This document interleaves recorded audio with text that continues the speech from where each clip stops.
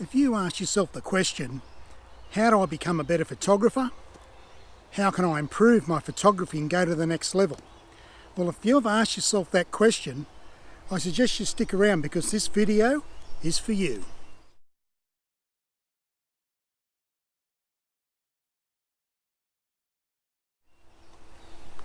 Hi guys, my name's Glenn Samuel. Thanks for joining me here today at Sniper Photography. Look, a lot of the questions that I get asked are pertaining to photography, of course, but one of them that seems to pop up every now and again from people is that they ask me one important question, and that is, how do I improve my photography? How do I become a better photographer? Well, basically that's a great question, and as I've always stated, there's no silly question pertaining to photography. Every question is important and every question needs an honest, sensible answer. So the answer I give these people when they ask that question, how do I become a better photographer? How can I improve my photography?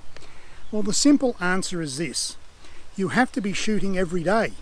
You have to be taking photos every day. You need to have a camera in your hand every day.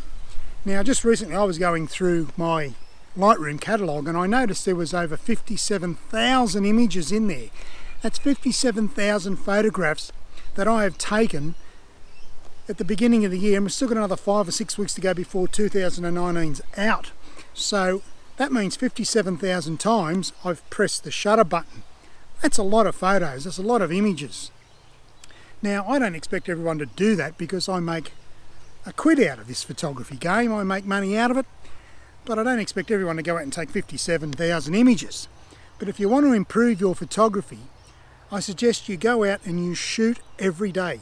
You take a photo, or you take photos every day. Have a camera with you at all times. 7 days a week, go out and take photos. Now, I can hear people saying, yes, but Glenn, I've got other things happening in my life. I've got a very stressful job.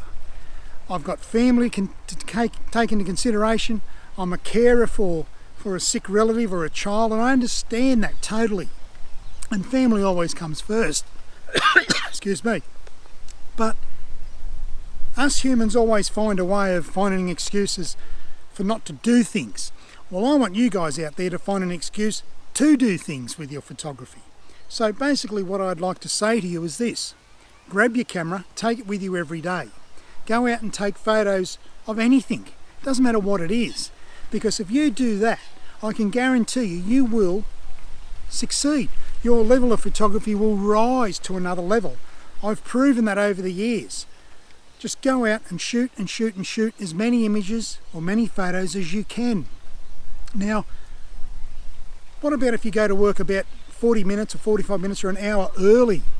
Take the camera with you. If you work in the city, go and take some street shots. Go and take photos of the Opera House or street photography with people, just for half an hour or 40 minutes. You're doing your homework. You're doing your homework with photography. For example, take Roger Federer, one of the greatest tennis players of all time. You think he done his homework? I think he did. I think he practiced every day. Yeah, I think he did. And look where he is now, one of the greatest tennis players of all time. Now, you can be a great photographer by just going out and doing your homework, by going out and practicing your photography. So go to work an hour earlier. Take photos of the buildings or people around you. If you work in an industrial area, excuse me, take your camera with you every day to work. Go out half an hour or 40 minutes before you start work and take photos of, I don't know, semi-trailers. Some of the livery on these semi-trailers are absolutely outstanding. Take photos of semi-trailers. Set yourself a goal.